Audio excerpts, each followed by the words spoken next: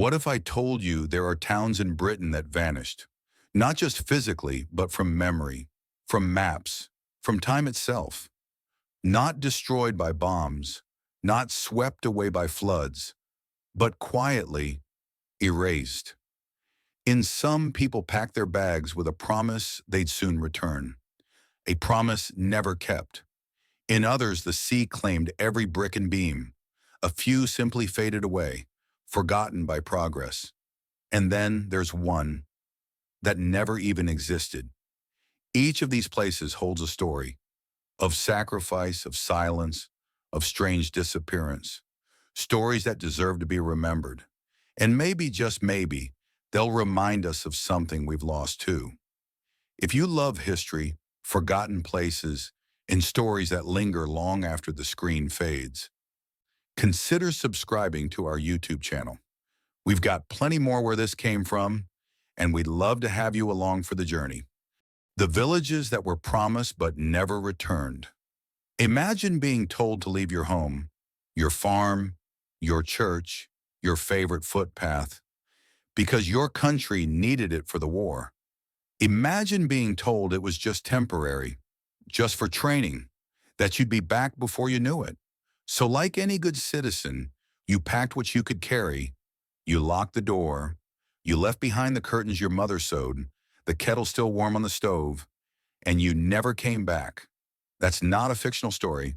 That's the real history of four small villages in England, Imber, Stanford, Toddington, and Tinham, whose residents were asked to leave in the early 1940s. The British Army needed more space to train troops for the D-Day invasion and the looming battles of World War II. These were strategic decisions made in times of crisis. Understandable, perhaps, but no less heartbreaking. Let's start with Imber, tucked deep in Salisbury Plain.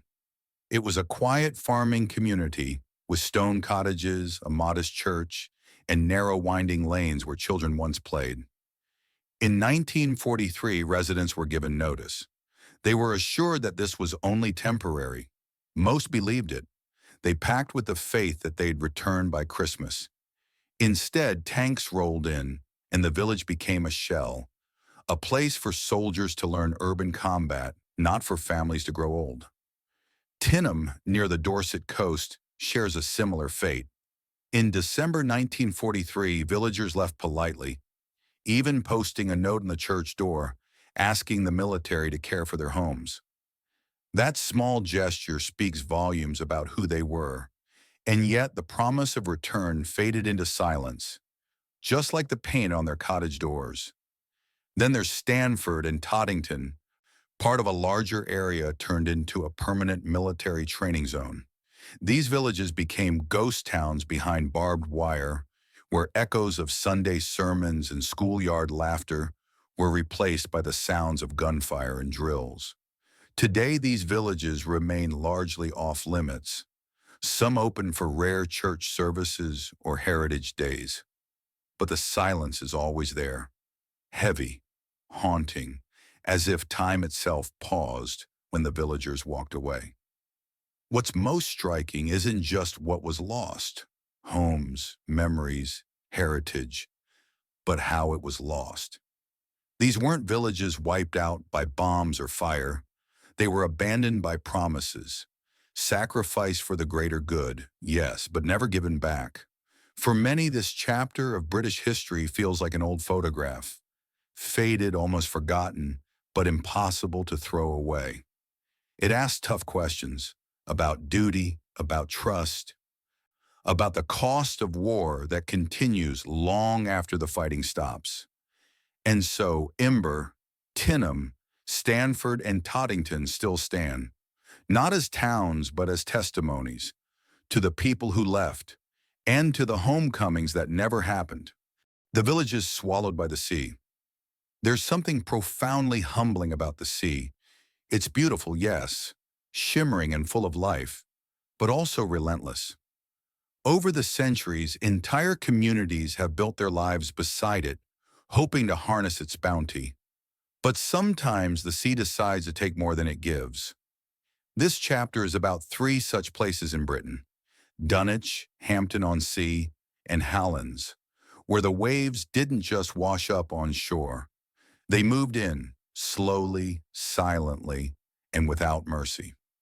Let's begin with Dunwich, once a thriving port on England's east coast. In the 13th century, it wasn't just a dot on the map. It was a rival to London, busy, prosperous, filled with churches, traders, and bustling markets. It had influence. And then the storms came, not all at once, but year after year. Fierce, churning gales ate away at the cliffs. Coastal erosion, unchecked and misunderstood at the time, began its slow undoing of the town. Bit by bit, buildings disappeared into the sea. By the time the 19th century rolled around, Dunwich had been reduced to a small village clinging to what land remained. Today, fishermen say you can still hear the bells of the sunken churches ring beneath the waves on stormy nights. Whether that's legend or the imagination playing tricks, one thing is clear.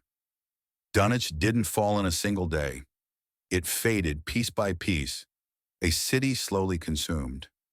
Then there's Hampton-on-Sea, a much more modern story, and a far more tragic one in some ways. In the late 1800s, developers dreamed of turning this modest fishing village into a bustling seaside resort. Piers were built, homes laid out, roads paved. But nature had other plans. The sea began to erode the land faster than it could be rebuilt. Homes were abandoned. Streets became unusable. Within a few decades, the dream dissolved. Not in disaster, but in slow surrender. Today, there's almost nothing left, just fragments of old seawalls and pieces of stone, visible only at low tide. And then we come to Hallands, a quiet fishing village on the south coast of Devon. For generations, it stood strong against the sea. But in the early 20th century, a fateful decision sealed its fate. The government approved dredging shingle from the seabed nearby to help expand a naval dockyard. That shingle, it turns out, had been acting as a natural barrier. Without it, the village was left defenseless. Tides crept closer with each passing season. In January 1917, a brutal storm did the final damage, tearing down homes and leaving behind ruins. Miraculously, no lives were lost, but the village, gone. These stories remind us that nature doesn't negotiate. It doesn't care about plans or profits. What was once grand, safe, and permanent can disappear, not in violence, but in silence. And in many ways, that's even more haunting. Today, Dunwich, Hampton-on-Sea, and Hallands live on only in memory, in ruins, and in the whispers of the sea. They are more than cautionary tales. They're elegies for communities lost, for lives uprooted, and for our constant, fragile place between land and water. The village that faded quietly, Warren Percy. Some places vanish with a roar, bombed, flooded, swept away by war or waves, but others fade with barely a whisper. Their decline isn't marked by sirens or storms, but by silence, by absence, by the slow letting go of life. Warren Percy, nestled in the gentle hills of North Yorkshire, is one of those places. This wasn't a village destroyed overnight. There were no tanks in the streets or walls cracked by cannon fire. No floods tore through its fields. Instead, its end came softly, the kind of loss that doesn't make the headlines, but leaves a deeper mark all the same. Warren Percy began in the Anglo-Saxon period and flourished through the Middle Ages. It had everything a small English village needed: cottages, farmland, a church, and generations of families who called it home. Life here was hard, yes, as it was for most in medieval England, but it was steady, predictable, rooted. And then came the unraveling. In the 14th century, the Black Death swept across England, killing not just people, but whole ways of life. Like many rural communities, Warren Percy lost a devastating portion of its population. But it didn't end there. Over time, farming practices changed. Sheep became more profitable than people. Landowners saw greater income in grazing than in renting to struggling tenants. One by one, families moved on, some by choice, many by force. The homes were left empty, roofs sagged, walls crumbled. The last residents of Warren Percy were likely gone by the early 1500s. But the village wasn't erased. Its stone church remained, standing as a quiet sentinel over the grassy outlines of former homes and lanes. Archaeologists would later uncover broken pottery, tools, and even animal bones, silent witnesses to everyday medieval life. What they found wasn't just ruins, but a snapshot of ordinary existence. Pause mid-step. To walk through Warren Percy today is like stepping into a photograph without color. Green fields stretch where homes once stood. The stone church, though roofless, still holds its shape and dignity. Footpaths wind through the quiet, and on misty mornings it's easy to imagine voices, children laughing, farmers calling out across the land, bells ringing to gather the faithful. What makes this place so haunting isn't a single tragic event, but the slow erosion of a way of life. No fire, no battle, just the quiet push of time and economics. It's a reminder that not all disappearances are sudden. Some happen in stages, unnoticed until one day, there's no one left to tell the story, and yet the land remembers. Today, Warren Percy is one of Britain's most studied deserted medieval villages, not just for its ruins, but for the life that once pulsed there. It stands not as a cautionary tale, but as a gentle elegy to the ordinary and to the lives lived in the quiet corners of history. A modern ghost village, the dream that never came true, Polfell. Not all ghost towns are old. Not all stories of abandonment begin with war or end with nature's fury. Some vanish before they even begin. And that may be the strangest loss of all, a place built for living, yet never truly alive. Welcome to Polfell, a village designed with hope, but left to decay in silence. In the early 1970s, during Britain's North Sea oil boom, there was a wave of ambitious development across the country. One such plan was to build a brand new village near the coast of Argyll and Bute in Scotland. The idea was simple. Create a community for the workers and families who would staff a nearby oil platform construction yard. Streets were laid out, houses built, infrastructure installed, lights wired. A village on paper was ready to go. But the jobs never came. For reasons that still puzzle planners to this day, the proposed oil facility never opened. The economic momentum slowed, then stalled. Without the jobs, there were no workers. And without workers, Polfell became a shell, an empty collection of homes, sidewalks, lampposts, and roads, waiting for footsteps that never arrived. It was meant to be a beacon of progress. Instead, it became a modern ghost village. Over the years, Polfell turned into an urban explorer's paradise, a magnet for graffiti artists and photographers curious about this strange non-place. Vines grew over window frames. Moss crept across driveways. Walls once painted with hopeful colors faded into gray. And yet, unlike other ghost towns, Polfell didn't carry the weight of tragedy. It carried the strange stillness of a dream never realized. Local newspapers called it Scotland's most modern ghost town. Others viewed it as a monument to bureaucratic overreach, a symbol of what happens when ambition outpaces reality. The government and developers eventually gave up trying to salvage the site.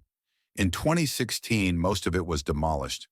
Bulldozers moved in, wiping away the last physical traces of the dream that never was. But the idea of Polfell lives on, not just in archive photos and memory, but in the questions it leaves behind. What does it mean to build a home no one will live in? What happens when entire places are planned and poured in concrete, only to stand empty? And how many more Polfells exist quietly across the world, slowly falling apart before they ever truly come to life? For those who lived nearby, Polfell was always a bit of an oddity, a ghost town with no ghosts, a village that skipped the middle chapter and jumped straight to the ending. Yet even in its failure, it tells us something valuable. That progress isn't always a straight line, that not every dream finds its dreamers, and that sometimes the saddest stories aren't about what was lost, but about what never had a chance to be. The village that never existed. Argleton. Not every lost place has ruins. Some never had streets to walk, homes to leave, or voices to fade into silence. Some only lived in the minds of map makers, computer servers, and curious souls who went looking for something that was never really there. Welcome to Argleton, a village that existed only on a screen. For several years, anyone using Google Maps could find a small town labeled Argleton, quietly nestled in the English county of Lancashire. It had a name, it had a location, but it had no roads, no buildings, no people, nothing but a pin on the map and a mystery. Some called it a glitch. Others believed it was a copyright trap, a fictitious place inserted by digital cartographers to detect data theft. It wasn't the first time something like this had happened. Map makers for centuries have included deliberate errors or trap streets to catch unauthorized copies. But Argleton stood out because of how convincingly real it appeared and how many people started to notice. It didn't take long for Argleton to capture public imagination. Bloggers wrote about it. Explorers went to the coordinates, only to find open fields. Journalists investigated. Some poked fun. Others wondered, how could a non-existent town gain so much attention? In truth, Argleton never claimed to be more than what it was. A phantom of data, a line of code mistaken for reality. But for a brief, strange moment, it became more than that. People created fictional histories for it, imagined what life might have looked like there. Even sold t-shirts that read, "I went to Argleton, and all I got was this imaginary souvenir." Eventually, Google removed it. The name disappeared from their maps as quietly as it had arrived. No headlines, no formal explanation, just gone. And yet, Argleton lingers. Why? Because it represents something timeless, our desire to believe in the unseen, our curiosity about forgotten corners, even ones that were never truly there. It echoes the ghost stories of old, but reimagined for the digital age, not haunted by spirits, but by imagination and error. In many ways, Argleton wasn't a village. It was a mirror, reflecting how we trust what we see online, how we crave stories behind strange little dots on a map, and how, in a world saturated with information, even a single typo can become legend. It also serves as a reminder that history isn't only made of battles and ruins. Sometimes it's made of questions left unanswered, in places that existed only long enough to make us wonder. So if you ever stumble across a name you've never heard of, tucked into the edge of a map, maybe pause for a moment. Ask yourself, is it a place that once was, or one that never got the chance? And if it was never real at all, does that make the story any less worth telling? Across these 5 chapters, we've walked the quiet paths of villages erased by war, swallowed by the sea, abandoned by time, and, in one curious case, imagined into existence by mistake. From Imber and Tinham, where promises were made but never kept, to Dunwich and Hallands, where the sea reminded us of nature's unrelenting strength, to Warren Percy, which faded not from disaster but from slow, silent decline, to Polfale, a village built with big dreams but never given the chance to live. And finally to Argleton, the town that lived for a time on a screen and nowhere else. What ties them all together is not just their disappearance, but the way they linger, in memory, in myth, in old photos and whispered stories. Some are marked on maps, some only in hearts, and others in the quiet spaces where history has yet to finish speaking. These places remind us that even the most ordinary corners of the world hold extraordinary stories. Stories of resilience, of mystery, of loss, and above all, of how fragile our presence on this earth can be. Perhaps you've driven through a place like one of these, an old road that leads to nowhere, a broken fence beside a stone wall that seems too old to move, or a name on a faded sign that no one remembers. If nothing else, let these stories encourage us to look a little closer, to ask questions, to listen for echoes, because sometimes the most powerful chapters in history are the ones just beneath our feet. And as we've seen, some places are never truly gone. They're simply waiting for someone to remember them. If this journey moved you or made you think of a place from your past, consider subscribing to our YouTube channel. We explore stories like these, stories of the forgotten, the faded, and the timeless, every week. Thank you for joining us.